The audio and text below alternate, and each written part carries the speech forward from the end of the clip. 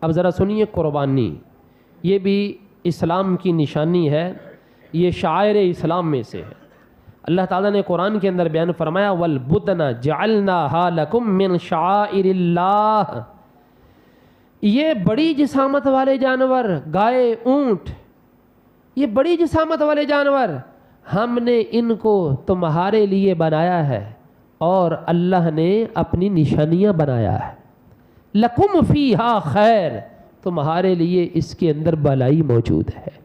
بھلائی کیسے ہے؟ علامہ قرطبی نے جو ترجمہ کیا ہے میں وہ پڑھ کے سناتا ہوں۔ آپ فرماتے وَالصَّوَابُ عُمُومُهُ فِي خَيْرِ الدُّنْيَا وَالْآخِرَةِ، ان قربانی کے جانوروں میں مسلمانوں کے لیے بھلائی موجود ہے۔ یاد رکھو، فرمایا درست بھلائی یہ ہے کہ دنیا میں بھی بھلائی ہے اور آخرت میں بھی بھلائی ہے۔ دنیا میں بھلائی کیسے؟ فرمایا ذبح تم کرتے ہو، کھاتے بھی تم ہو اور اللہ تعالیٰ اجر بھی تمہیں عطا فرماتا ہے۔ یہ دنیا میں بھلائی ہے۔ فرمایا تمہارا یہ انداز نہیں ہے کہ تم قربانی کا جانور ذبح کرو تو تم کھا نہ سکو، جس طرح پچھلی امتیں ہوا کرتی تھیں کہ قربانی ذبح کرتے رکھ دیتے، آسمان سے ایک آسمانی آگ آتی، اس کو کھا جاتی اور راکھ بنا دیتی، قربانی قبول ہے، انسان اسے نفع حاصل نہیں کر سکتے تھے۔ یہ تم ہو قربانی کا جانور ذبح بھی کر لیتے ہو، قبولیت کا شرف بھی پا لیتے ہو، پیٹ بھی بھر لیتے ہو۔ یہ مسلمان کے واسطے دنیا میں بھلائی ہے۔ اور پھر آخرت میں بھلائی کیسی؟ فرمایا دیکھو لکم فیہا خیر، یہی وہ قربانی کا جانور ہے جس وقت تم ذبح کر رہے ہوتے ہو اور اس کا خون اس کے جسم سے نکل رہا ہوتا ہے، اگرچہ اس کا قطرات زمین پہ پڑ رہے ہوتے ہیں لیکن فی حرز اللہ، وہ اللہ کی حفاظت میں ہوتے ہیں، وہ خون کے قطرات اللہ کی حفاظت میں ہوتے ہیں۔ ارشاد فرمایا اس کا پہلا قطرہ زمین پر گرنے سے پہلے قربانی کرنے والے کا مقام اللہ تعالی بلند فرما دیتا ہے۔ یہ آخرت میں قربانی کی بھلائی ہے۔ اب ذرا سنیے آقا کریم علیہ الصلوۃ والسلام کے فرامین کہ یہ بھلائی انسان کے لیے اس قربانی کے جانور میں کیسی اللہ نے رکھ دی ہے۔ زید بن ارقم ہے، آپ فرماتے ہیں قال اصحاب رسول اللہ صلی اللہ علیہ وسلم یا رسول اللہ ما هذه الاضاحی، صحابہ کرام علیہم رضوان عرض کرتے ہیں اللہ کے رسول صلی اللہ علیہ وسلم یہ قربانیاں کیا ہیں؟ ارشاد فرمایا سنت ابیکم ابراہیم علیہ السلام، تمہارے باپ ابراہیم علیہ السلام کی سنت ہے۔ عرض کیا حضور سنت تو ان کی ہے، فما لنا، ہمارے لیے ان میں کیا ہے؟ ارشاد فرمایا بکل شعرۃ حسنہ، ہر بال کے عوض تمہیں ایک نیکی دی جائے گی۔ سبحان اللہ، تو اونچی آواز سے فرمائیں، ہر بال کے عوض کیا ہے؟ بولیے ذرا، ایک نیکی دی جائے گی۔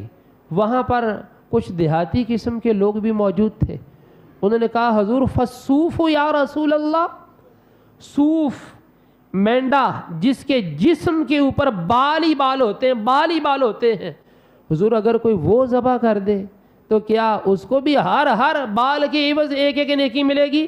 ارشاد فرمایا بکل شعرۃ من الصوف حسنہ، اگرچہ کوئی مینڈا ذبح کر دے اللہ کی رحمت بڑی وسیع ہے، اس کے بھی ایک ایک بال کے عوض تمہیں ایک ایک نیکی دی جائے گی۔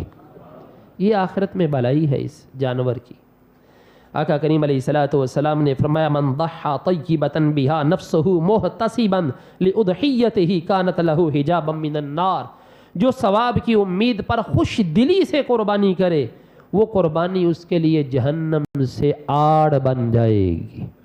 سبحان اللہ تو کہہ دینا۔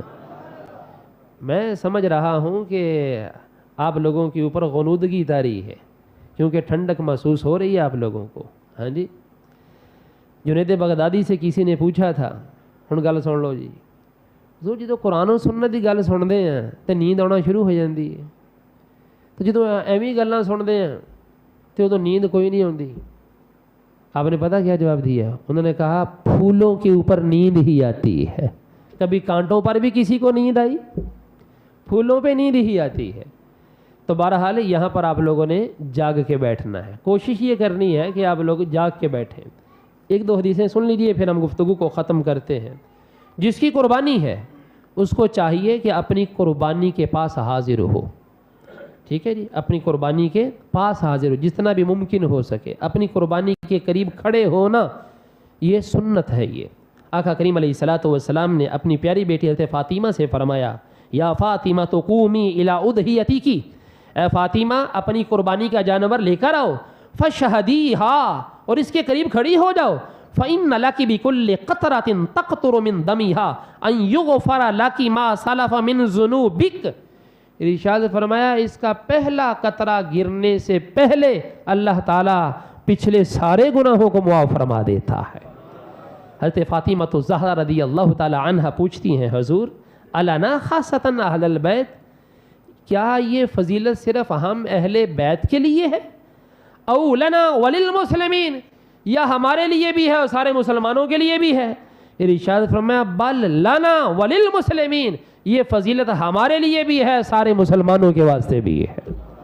اس حدیث سے یہ بات واضح ہوتی ہے, قربانی کے جانور کے قریب کھڑے ہونا, جو قربانی کر رہا ہے, جس کی طرف سے ہو رہی ہے, اگر وہ قریب کھڑا ہو تو اس کو یہ سرکار علیہ الصلوۃ والسلام کے فرمان کی برکت بھی مل سکتی ہے. یہ